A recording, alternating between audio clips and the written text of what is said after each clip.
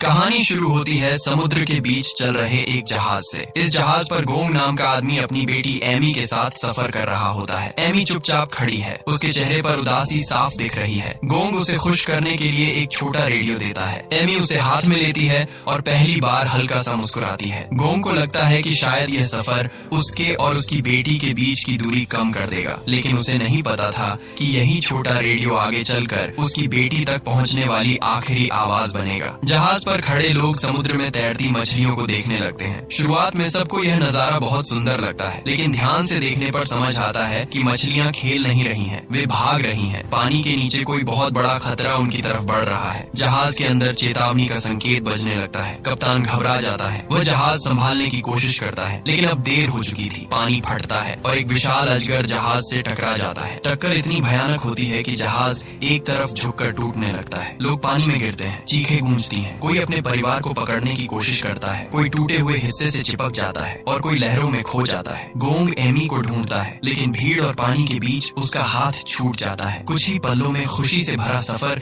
तबाही में बदल जाता है। जब गोंग को होश आता है, वह समुद्र के किनारे पड़ा होता है। उसके आसपास घायल लोग हैं, टूटा सामान है और हर तरफ डर फैला हुआ है, लेकिन एमी कहीं नहीं दिखती। गोंग पागलों की तरह उसका नाम पुकारता है। तभी उसके रेडियो से एमी की बहुत हल्की आवाज आती है। आवाज साफ नहीं होती, लेकिन इतनी होती है कि गोंग समझ जाए उसकी बेटी अभी जिंदा है। फिर आवाज अचानक बंद हो जाती है। अब उसके पास सिर्फ एक उम्मीद बचती है और वही उम्मीद उसे टूटने नहीं देती। दूसरे किनारे पर कुछ और बचे हुए लोग दिखाई देते हैं। वे हाथ हिलाकर इशारा कर रहे होते हैं। तभी गोंग की नजर दूर खड़ी एमी जैसी एक बच्ची पर पड़ती है। उसका दिल कहता है वही है। वह बिना सोचे उसकी तरफ बढ़ता है, लेकिन उसका साथी इरनी उसे रोक देता है। इरनी कहता है कि सामने कुछ हिल रहा है। सभी लोग उस तरफ देखते हैं और उनके चेहरे का रंग उड़ जाता है। घास और झाड़ियों के बीच से वही विशाल अजगर सिर उठाता है। अजगर की आंखें जलती हुई लगती हैं। उसकी पूंछ का एक ही बार कई लोगों को हवा में उछाल देता है। जो भागता है वह भी बच नहीं पाता। अजगर एक एक करके लोगों को निगलने लगता है। गोंग एमी की तरफ दौड़ता है, लेकिन इरनी उसे कसकर पकड़ लेता है। अगले ही पल गोंग अपनी आंखों के सामने एमी को अजगर के मुंह में जाते देखता है। अजगर उसे निगलकर जंगल के अंदर चला जाता है। गोंग चीखता है, टूट जाता है, लेकिन कुछ नहीं कर पाता। उसी पल रेडियो से फिर वही कमजोर आवाज सुनाई देती है, एमी जिंदा है। गोंग के लिए यह आवाज किसी चमत्कार से कम नहीं थी। वह समझ जाता है कि अजगर ने उसे खाया जरूर है, लेकिन वह अभी मरी नहीं। बाकी लोग उसे जंगल में जाने से रोकते हैं। वे कहते हैं कि जो अंदर जाएगा वह वापस नहीं लौटेगा, लेकिन एक पिता के लिए बेटी की आवाज मौत से भी बड़ी होती है। गोंग जंगल में जाने का फैसला करता है। इरनी उसके साथ खड़ा होता है और कुछ और लोग भी हिम्मत करके उनके साथ चल पड़ते हैं। 6 लोगों का यह छोटा समूह जंगल के अंदर कदम रखता है। पीछे से लोग चिल्लाते हैं कि वापस आ जाओ, लेकिन अब यह सफर बचने का नहीं, बेटी को बचाने का था। जंगल में घुसते ही माहौल बदल जाता है। हवा भारी है, पेड़ अजीब हैं और हर तरफ ऐसी आवाजें हैं जैसे कोई छुपकर उन्हें देख रहा हो। कुछ ही देर में उनका एक साथी अचानक गायब हो जाता है। सब उसे ढूंढते हैं। तभी अंधेरे से एक लंबी चिपचिपी जीभ निकलती है और एक आदमी को खींच कर ले जाती है। अब उन्हें समझ आता है कि इस जंगल में मौत हर बार नए रूप में आती है। दूसरी तरफ विशाल अजगर अपने ठिकाने पर पहुंचता है। वह जिन लोगों को निगल कर लाया था उन्हें अपनी मांद में बाहर उगल देता है। कप्तान, सुशी, एमी और कुछ दूसरे लोग धीरे धीरे होश में आते हैं। उन्हें राहत मिलती है कि वे जिंदा हैं, लेकिन जल्द ही राहत डर में बदल जाती है। उनके चारों तरफ सफेद अंडे रखे होते हैं। ये अजगर के अंडे हैं और इनमें से किसी भी पल उसके बच्चे बाहर आ सकते हैं। सुशी सबको सावधान करती है कि कोई अंडों को न छुए, लेकिन एक बूढ़ा आदमी डर और जल्दी में पत्थर उठाकर एक अंडा तोड़ देता है। उसे लगता है कि बच्चा बाहर आने से पहले मर जाएगा, लेकिन जैसे ही अंडा टूटता है उसके अंदर से एक छोटा सांप बाहर निकलने लगता है। सबके पैरों तले जमीन खिसक जाती है। वे चट्टानों के पीछे छुप जाते हैं। छोटा सांप इधर उधर देखता है और फिर पास पड़ी एक घायल औरत की तरफ बढ़ता है। वह औरत मदद के लिए चिल्लाती है, लेकिन सांप उसे वहीं खा जाता है। अब सब जान जाते हैं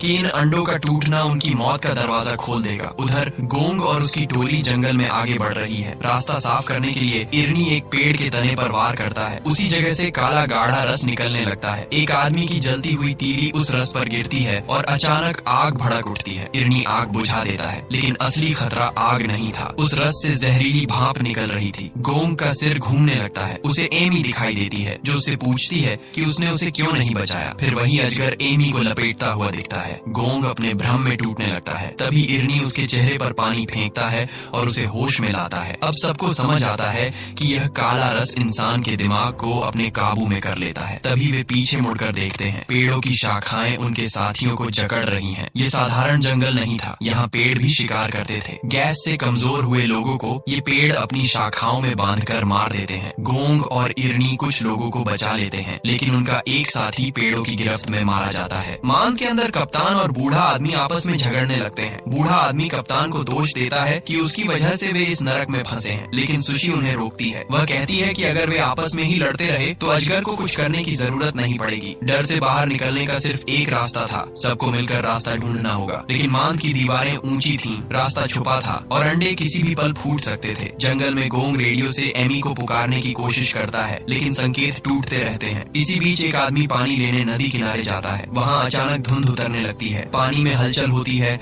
और एक खतरनाक मछली उस पर हमला कर देती है। वह उसे किसी तरह हटाता है, लेकिन धुंध के अंदर से ऐसी कई मछलियाँ बाहर आने लगती हैं। वे सिर्फ पानी में नहीं तैरती, हवा में उछलकर भी हमला करती हैं। वह आदमी भागकर बाकी लोगों को खबर देता है। पूरी टोली जान बचाकर भागती है। मछलियाँ धुंध के साथ आगे बढ़ रही थीं। इरनी तुरंत समझ जाता है कि उनका हमला धुंध पर निर्भर है। वह सबको उस तरफ ले जाता है जहाँ हवा साफ है। जैसे ही मछलियाँ धुंध से बाहर आती हैं, वे जमीन पर गिरने लगती हैं। लोग बच जाते हैं, लेकिन अब उन्हें एहसास होता है कि इस जगह के नियम हर पल बदलते हैं। यहाँ पानी में भी खतरा है, हवा में भी और जमीन पर भी। थोड़ी दूर उन्हें जमीन पर विशाल पंजों के निशान मिलते हैं। सब ऊपर देखते हैं तो एक बड़ा साया पेड़ से चिपका हुआ दिखाई देता है। किसी के कुछ समझने से पहले एक लंबी जीभ झपटती है और एक आदमी को खींच लेती है। फिर एक विशाल मेंढक नीचे गिरता है। उसका आकार इतना बड़ा है कि उसके सामने इंसान खिलौने लगते हैं। वह अपनी जीभ से लोगों को पकड़कर खींचने लगता है। बूढ़ा आदमी भी उसकी पकड़ में आने ही वाला होता है, लेकिन वह पेड़ के तने को कसकर थाम लेता है। बाकी लोग उसे बचाने की कोशिश करते हैं। एक आदमी मेंढक की जीभ पर चाकू मारता है, लेकिन उसकी लार चेहरे पर पड़ते ही चेहरा जलने लगता है। इरनी दौड़ता हुआ आता है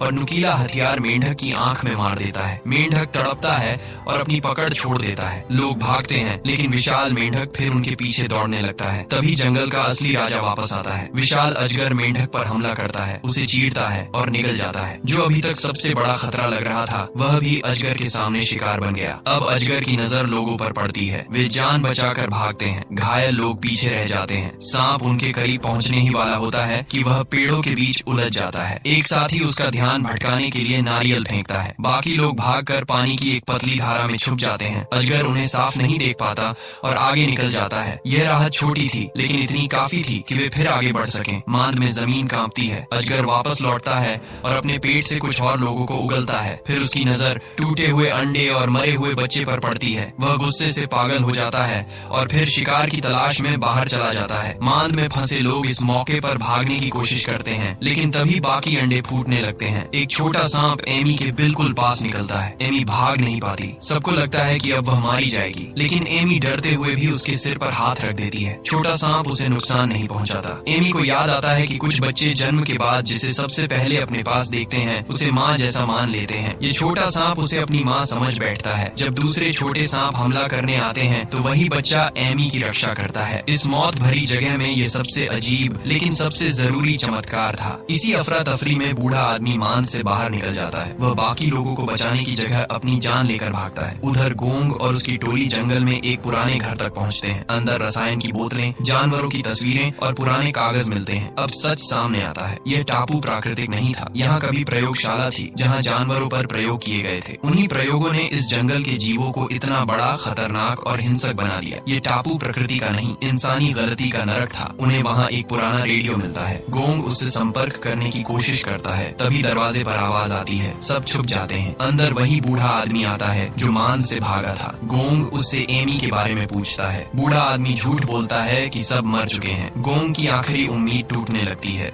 लेकिन तभी रेडियो से एमी की आवाज फिर सुनाई देती है। अब सबको पता चल जाता है कि बूढ़ा आदमी झूठ बोल रहा था। वह डर कर वहाँ से भाग निकलता है। अगली सुबह आसमान में हेलीकॉप्टर की आवाज सुनाई देती है। गोंग और बाकी लोग खुले हिस्से में भागते हैं। वे हाथ हिलाते हैं, जोर जोर से आवाज लगाते हैं, लेकिन घना जंगल और धुंध उन्हें छुपा लेते हैं। हेलीकॉप्टर उन्हें देख नहीं पाता। उम्मीद फिर हाथ से फिसल जाती है। उधर बूढ़ा आदमी अकेले हेलीकॉप्टर को अपनी तरफ बुलाने की कोशिश करता है। उसे लगता है कि वह सबको धोखा देकर बच जाएगा, लेकिन उससे पहले विशाल अजगर आता है और उसे निगल जाता है। जंगल ने उसके धोखे का हिसाब खुद कर दिया। गोंग रेडियो पर एमी से बात करता है। सुशी बताती है कि वे एक बड़ी गुफा में फंसे हैं और पास में गिरते पानी की आवाज आ रही है। यही सुराग गोंग को रास्ता देता है। वह उस आवाज का पीछा करता है। अब हर कदम उसे बेटी के करीब ले जा रहा है। मांद के अंदर छोटे सांप सांप लोगों की तरफ बढ़ रहे होते हैं। एमी को माँ समझने वाला छोटा सांप उनके बीच खड़ा हो जाता है और बाकी सांपों से भिड़ जाता है। उसकी वजह से एमी और बाकी लोगों को कुछ और पल मिलते हैं। आखिरकार गोंग उस जगह पहुंच जाता है जहां एमी फंसी है। वह ऊपर से एक मजबूत बेल नीचे फेंकता है और लोगों को ऊपर खींचने लगता है। तभी विशाल अजगर लौट आता है। उसकी आंखों में गुस्सा है। इरनी कुल्हाड़ी से उसकी एक आंख पर वार करता है। अजगर तड़पता है। एक और साथी उसकी दूसरी आंख को जख्मी कर देता है। अब अजगर अंधा होकर बेतहाशा वार कर रहा है। इसी बीच कप्तान नीचे फंसे लोगों को ऊपर धक्का देकर बचाता है, लेकिन खुद छोटे सांपों का शिकार बन जाता है। कप्तान अपनी जान देकर दूसरों को बचा लेता है। गोंग एमी को ऊपर खींच लेता है। वह उसे सीने से लगाने ही वाला होता है कि अजगर फिर संभल जाता है। सब लोग भागते हैं। इरनी कहता है कि सब अलग अलग भागो, नहीं तो अजगर सबको साथ मार देगा। इरनी और उसका साथी अजगर को रोकने का फैसला करते हैं। वे उसे उस जगह ले जाना चाहते हैं जहाँ पेड़ों से निकला काला ज्वलनशील रस फैला हुआ था। अगर अजगर उस रस पर आ जाए और आग लग जाए तो उसे खत्म किया जा सकता है। वे उसे जाल में लाने की कोशिश करते हैं, लेकिन अजगर चालाक है। वह रुक जाता है जैसे उसे खतरे का एहसास हो गया हो। इसी बीच गोंग एमी और सुशी को दूर भागने को कहता है और इरनी की मदद के लिए लौटता है। तभी इरनी चीख कर उसे भागने के लिए कहता है। गोंग पीछे मुड़कर देखता है और उसका दिल कांप उठता है। विशाल अजगर एमी के ठीक पीछे खड़ा है। गोंग कुछ कर पाता उससे पहले अजगर एमी को फिर निगल जाता है। इस बार गोंग टूटता नहीं, आग बन जाता है। वह दहाड़ते हुए अजगर पर हमला करता है। उसके शरीर पर कई वार करता है। खून निकलता है, लेकिन दानव इतनी आसानी से गिरने वाला नहीं था। अजगर गोंग को पटक देता है और उसे खाने के लिए झपटता है। तभी इरनी जलती हुई मशाल लेकर सामने आ जाता है। वह अजगर का ध्यान अपनी तरफ खींचता है और उसी जहरीले काले रस वाली जगह की ओर भागता है। अजगर उसके पीछे आता है। यही इरनी चाहता था। जैसे ही अजगर उस रस के पास पहुंचता है, इरनी पूरी ताकत से आग फेंक देता है। अगले ही पल पूरा इलाका आग की लपटों से भर जाता है। अजगर आग में घिर जाता है। उसकी दहाड़ जंगल में गूंजती है। वह तड़पता है, जमीन पटकता है, लेकिन अब बच नहीं सकता। जिस दानव ने पूरे टापू को डराया था, वह उसी टापू की आग में जलने लगता है। इरनी भी बुरी तरह घायल हो जाता है। विशाल अजगर आखिरकार गिर जाता है। गोंग और बाकी लोग तुरंत उसके पास भागते हैं। उन्हें पता है कि एमी उसके अंदर है। वे मिलकर दानव का मुंह खोलते हैं और अंदर से एमी को बाहर निकालते हैं। एमी बिल्कुल शांत है, कोई हरकत नहीं। गोंग के हाथ कांपने लगते हैं। उसे लगता है कि उसने अपनी बेटी को दूसरी बार खो दिया। वह टूट कर रोने लगता है। उसने समुद्र से लड़ाई की, जंगल से लड़ाई की, राक्षसों से लड़ाई की, लेकिन अगर बेटी न बची